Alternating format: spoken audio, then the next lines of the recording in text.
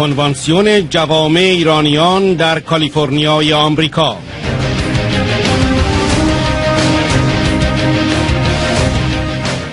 گرامی داشت شهیدان قتل عام زندانیان سیاسی، جنایت علیه بشریت و نسل کشی مجاهدین در سال 67.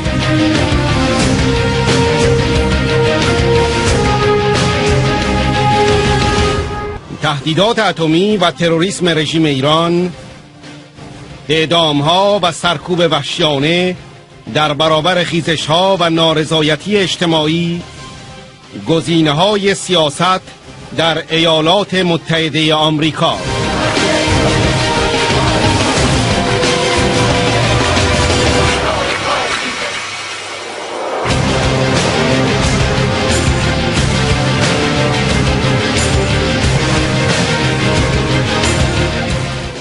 حملات موشکی و بحران مبرم امنیتی در لیبرتی، ضرورت بازگشت مجاهدین از لیبرتی به اشرف برای تأمین امنیت و حفاظت.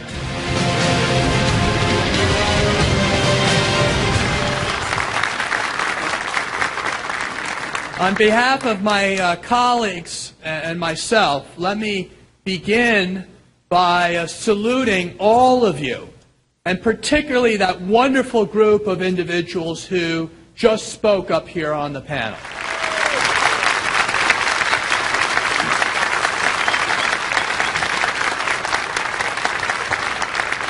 So I want to thank all of you because, as all of us know, the whole Middle East seems to be inflamed. Instability in the Middle East is a threat to global stability around the world. I want to salute you to keep up your advocacy, because your advocacy is more important now than ever before. You cannot look at any of the turmoil in the Middle East today and not see the fingerprints of the mullahs in Tehran on each and every crisis throughout the Middle East.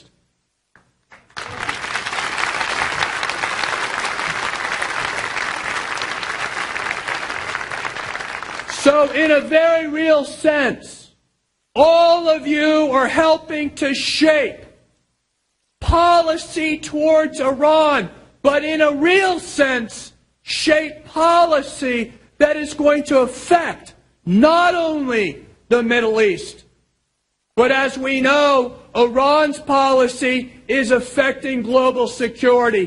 So you are here today, maybe as part of the Iranian diaspora, but as you've heard me say on many previous occasions, Man Irani Hastan.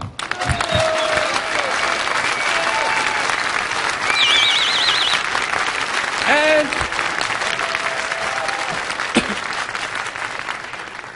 I may not look Iranian.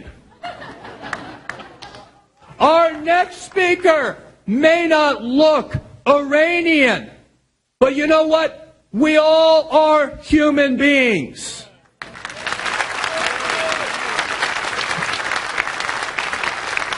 And this struggle that is right now your struggle in Iran is and must be all of our struggle if we care about 80 million human beings confined in their country under suppression and torture, the likes of which we can't even imagine. And that is why I think it's so appropriate that we begin today paying tribute, as the young lady representing the young Californians from the Iranian American community mentioning the 30,000 martyrs who were killed 25 years ago this summer. So consistent with the traditions of the Iranian resistance, which is to stand up and clap on behalf of all of those martyrs, including the 30,000 that we're going to acknowledge right here. I'd like to ask all of you to stand up and clap for those martyrs.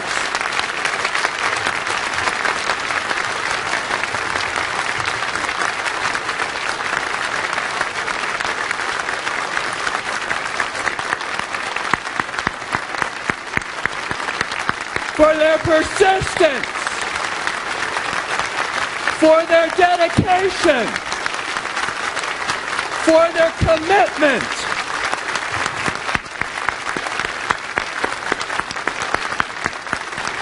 Thank you very much. We clap for them so that they and their families will always know, because they are still present with us today in this movement, that they will not be forgotten, and that whatever sacrifice we make will be that inconsistent with all of those who fought for freedom in Iran before. And of course today, most notably those who are in Camp Liberty and Ashraf, who continue to be threatened because they stand for freedom in Iran. President Rouhani, the one everyone says is a moderate, lest we forget the background of President Rouhani. He's appointed the chief architect of that massacre.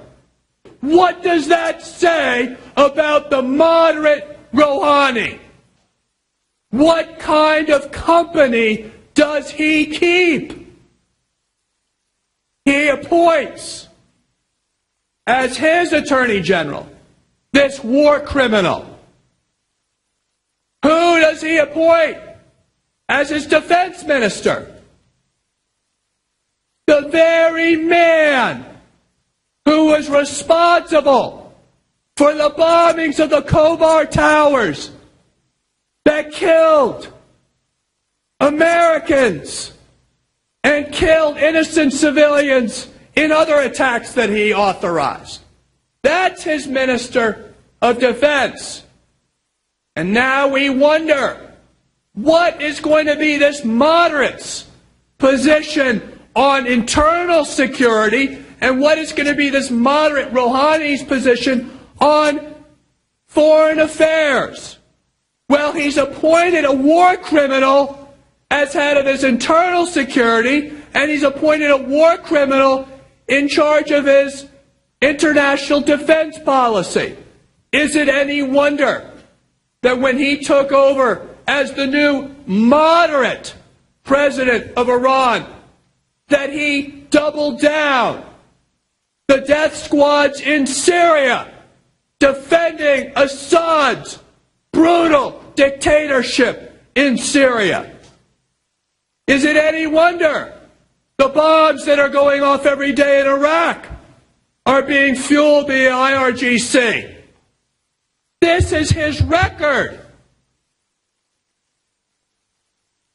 Rouhani may well be Obama's best chance to wait out the construction of a nuclear weapon, because Rouhani knows how to dance around the West and Western leaders by lying to them and then winning elections with the support of Khomeini, the supreme leader, by saying that he duped the West, that he lied to the West.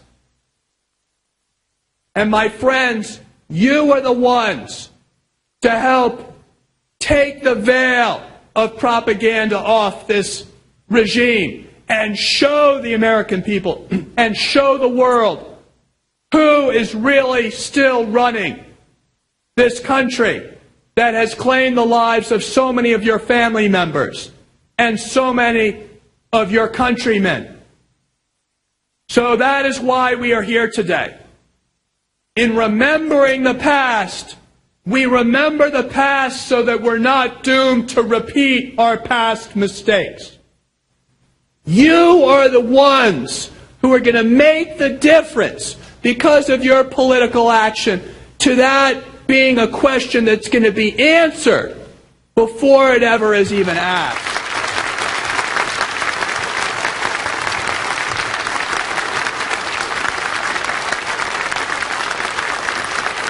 And now the congresswoman from this district, who is on a CODEL overseas, but whose chief of staff is here to deliver a message on her behalf, Loretta Sanchez. Her chief of staff will address us now and give her greetings, because this is her district.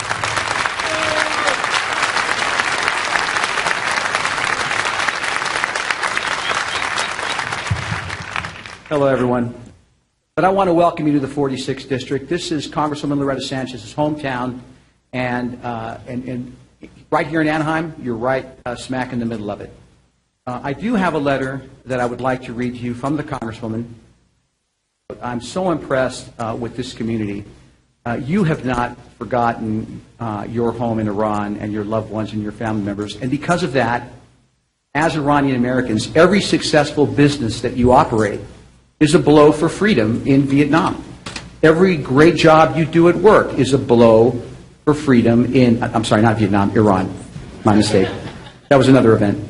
And every time an Iranian American child is taught about their culture and their homeland, that is also a blow for freedom in Iran. So keep right on doing it. It's very impressive, and we're proud to be Americans along with you. And I will do so at this time. It is addressed to the CSDI. It has long been my position that change in Iran cannot be brought about either by armed force or by appeasement. The plight of Iranian refugees at Camp Liberty and other camps in Iraq is a great concern to me. As your event continues, I want to share a thought about those who stand against Iran's regime. I am privileged to serve as a ranking member of the Armed Services Committee and the Homeland Security Committee. I have a complete understanding of our military, its capacities, personnel, and arsenal. The human rights activists and dissidents in Iran have no such armament. They have no drones, aircraft, or ships, and yet they resist. They have no soldiers, tanks, or artillery, and still they fight. Their bravery is truly inspiring. It's inspiring for all of us. I am not suggesting these activists are defenseless. They have a passion born of faith and the courage of their convictions. And they have you. Your efforts to support Iranians back home in the cause of peace and tolerance will make the difference both in Iran and here in your adopted country. Those seeking freedom in Iran will not have to fight alone because they have you to speak for them. I want you to know that I stand with you, and now I wish you a continued productive and meaningful conference, and I look forward to visiting with your community very soon.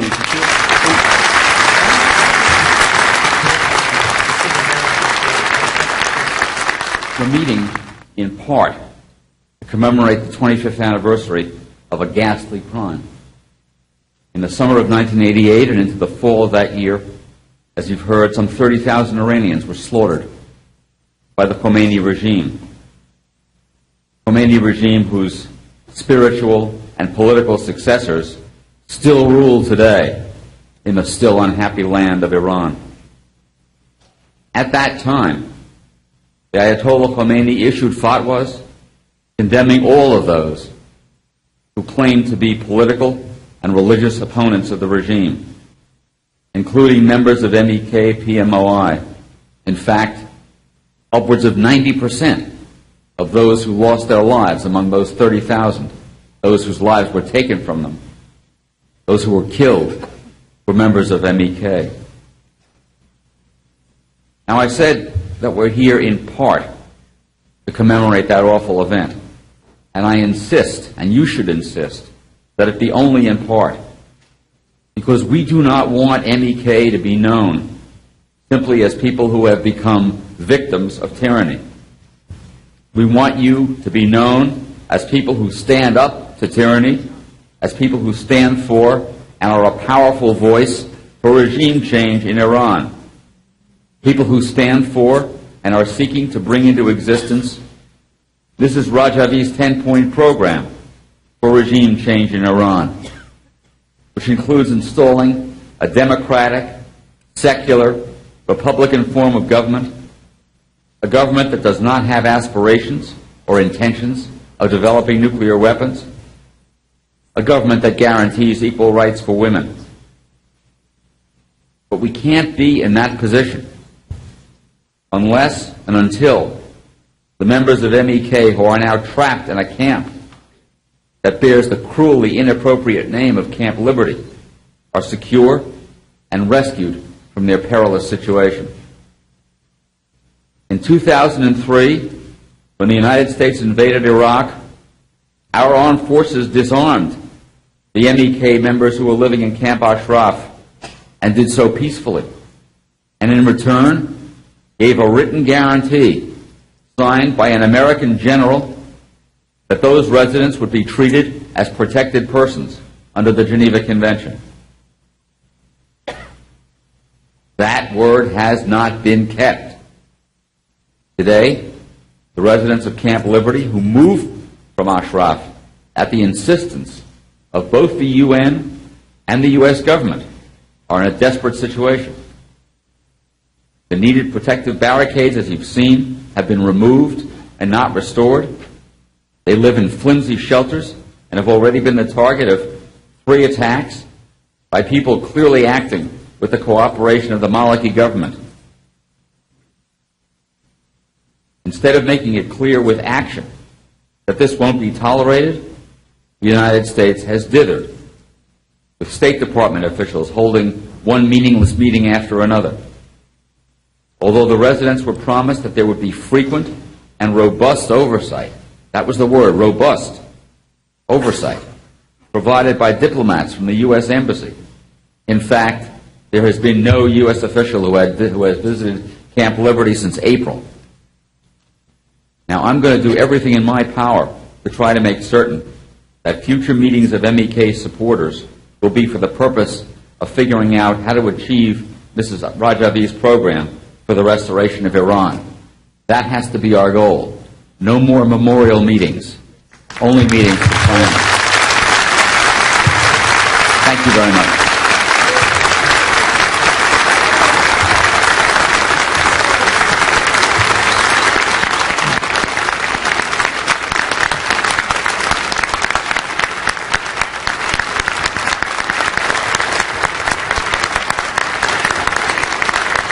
Thank you, Patrick. It's a great, great honor to be here today. I just want to congratulate the CSDI, the amazing work that you've done on behalf of freedom and on behalf of Iran.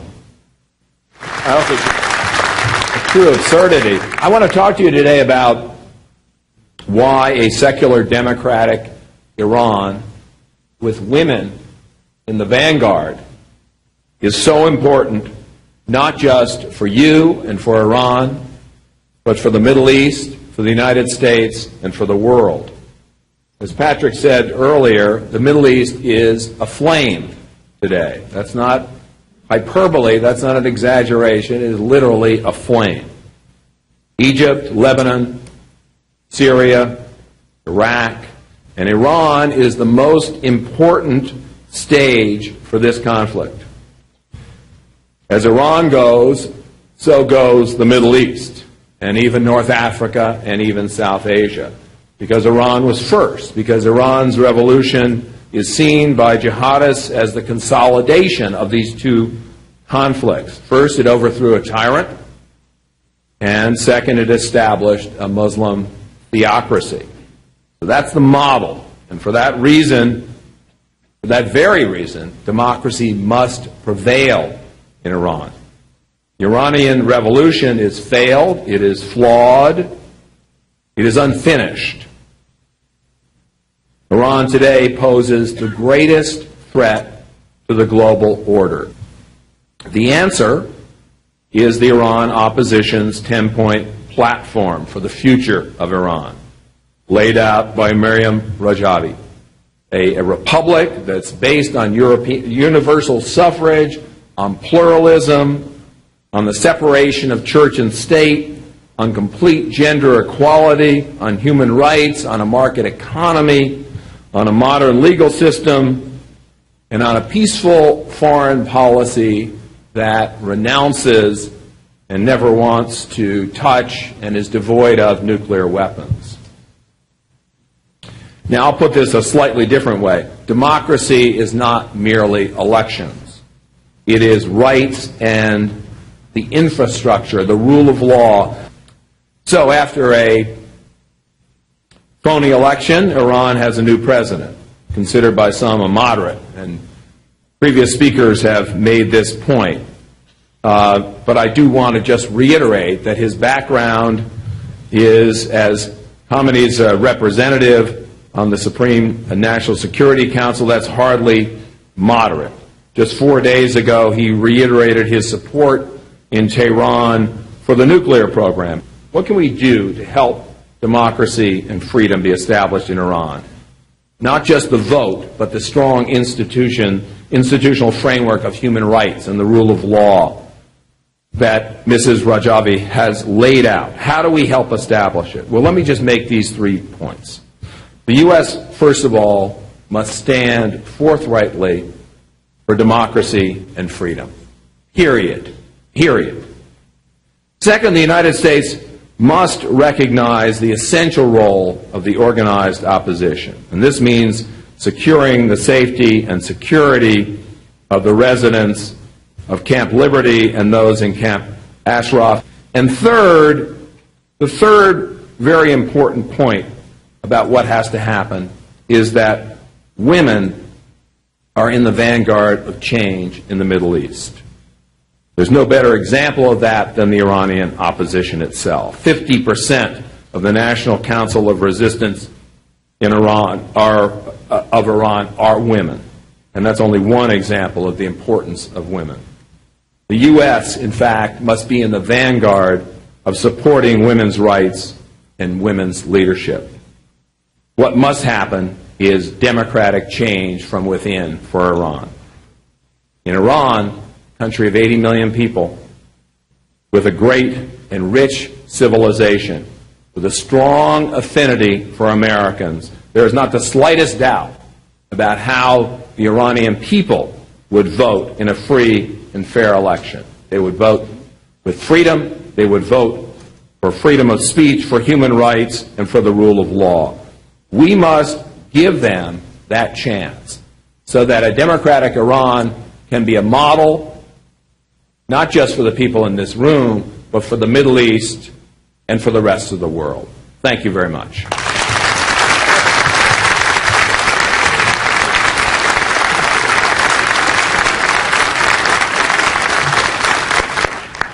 Now we have a video message from Representative Brad Sherman. Hello, I'm Congressman Brad Sherman. It's a pleasure to address you as you organize the California Iranian American Convention for a secular, democratic, non-nuclear Republic of Iran. On February 9th of this year, dozens of rockets were fired into Camp Hurea, a camp formerly known as Camp Liberty. And there were 3,000 residents there, and they were all unarmed.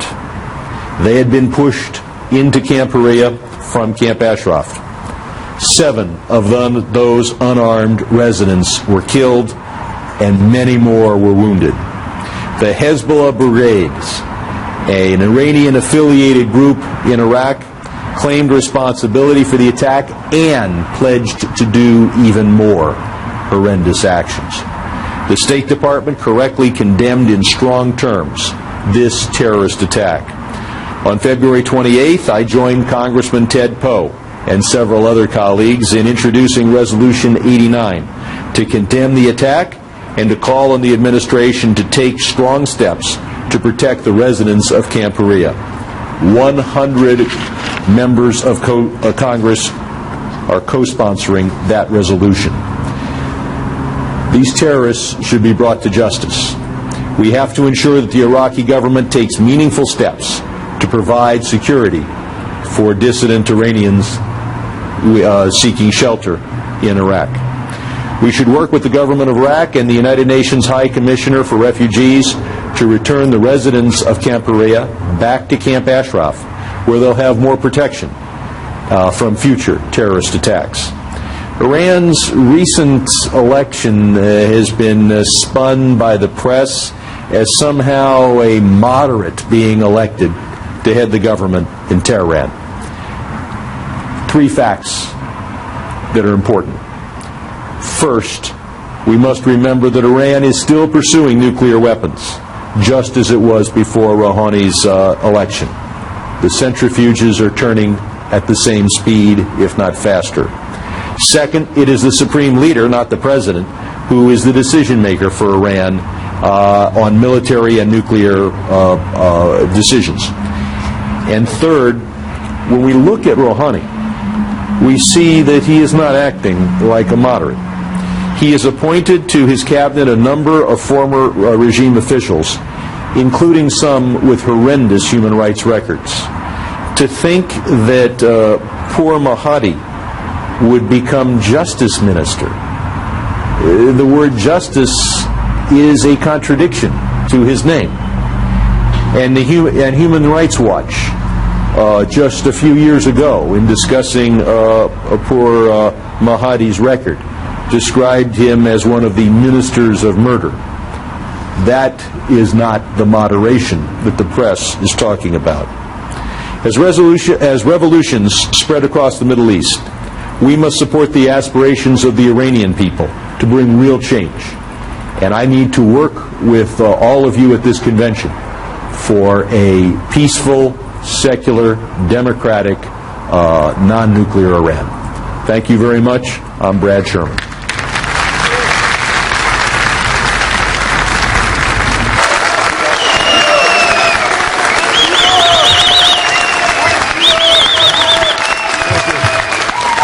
Thank you.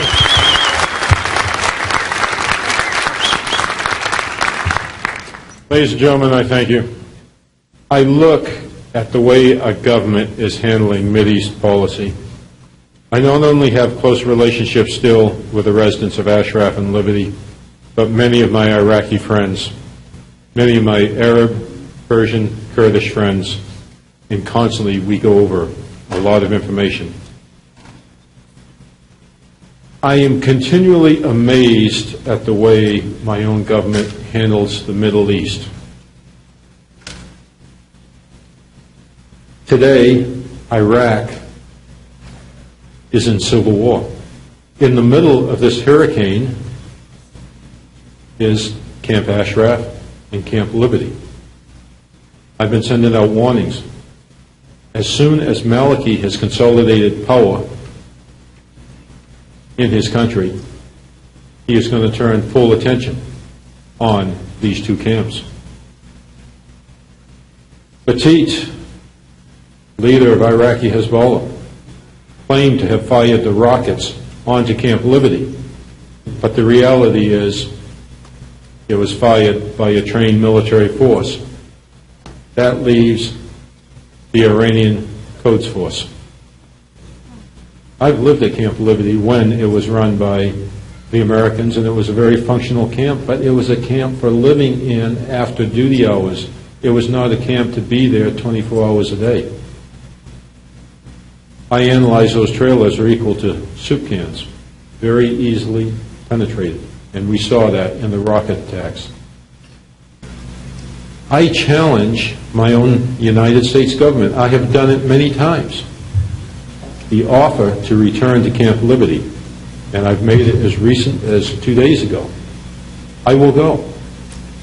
I have no problems in going to Camp Liberty. The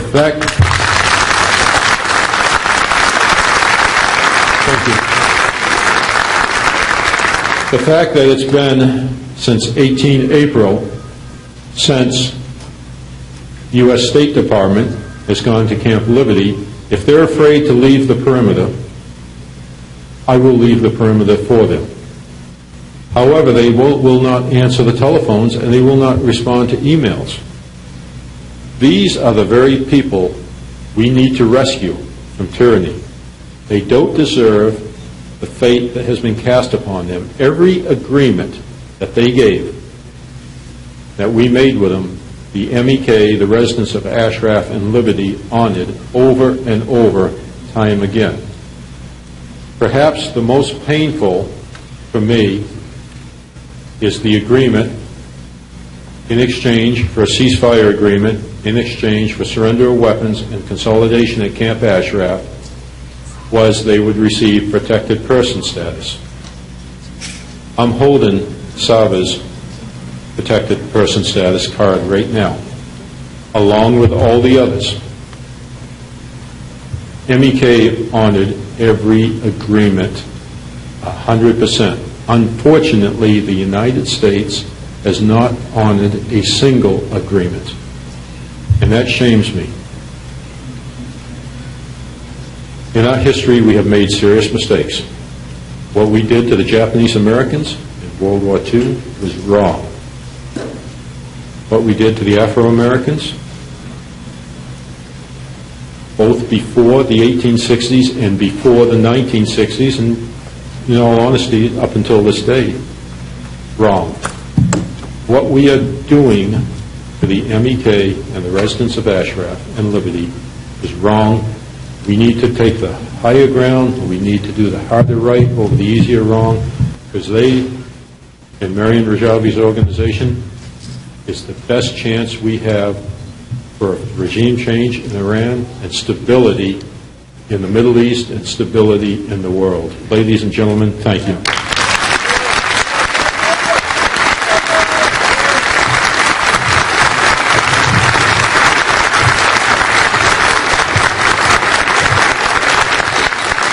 And the congressman says, from the streets of Tehran to the cities from which they have fled in exile, the Iranian people have engaged in a noble struggle to win their liberty in the face of rigged elections and government repression. Iranians have won the admiration of the world for their valiant fight for freedom and the creation of a truly representative form of government. The Iranian mullahs recently selected. They portrayed him as a reformer, but the record demonstrates Rouhani is just another cold and calculated operator who will continue the mullahs' oppressive policies of the past. Since Rouhani's selection as president, executions in Iran have increased, many carried out in public as a means of intimidation. The people of Iran can take confidence that their cause is just and that they are not fighting alone, and that in the full measure of time, just causes always prevail. That's pretty good letter.